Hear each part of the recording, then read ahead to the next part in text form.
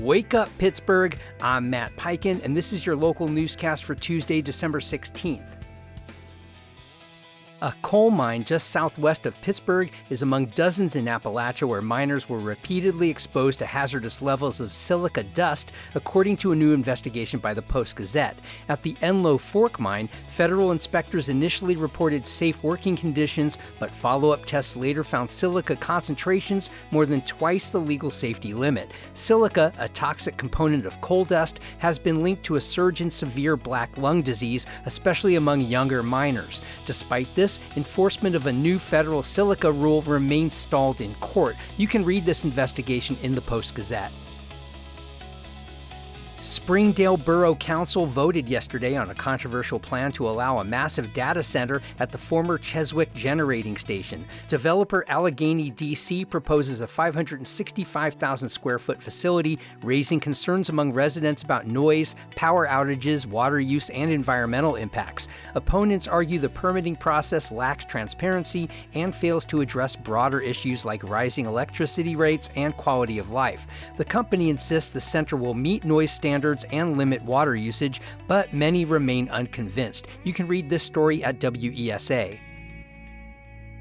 Pittsburgh is among the nation's metro areas most experiencing sharp declines in home value, with average prices down 13.2% from their peak. That's according to new data from Zillow. The report highlights widening disparities in U.S. housing markets as 53% of homes nationally lost value over the past year, the most since 2012. Cities in the South and West, including Austin and Phoenix, saw the largest drops. In contrast, Midwest markets like Cincinnati had just 1% of homes listed below previous sale prices.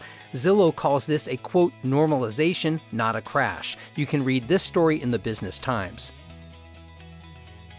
Every Friday morning, Catholic sisters and community members gather outside Pittsburgh's ICE field office on Sydney Street for a prayer vigil. Organized by the Sisters of St. Joseph, Casa San Jose, and Pax Christi, these interfaith gatherings aim to support detained immigrants and call for systemic change. Sister Janice Vanderneck, a founder of Casa San Jose, says the vigils reflect the moral authority of religious women long active in Pittsburgh's hospitals, schools, and social causes. Despite aging and declining numbers, sisters say their commitment to justice and mercy remains strong. You can read this story at Pittsburgh Public Source.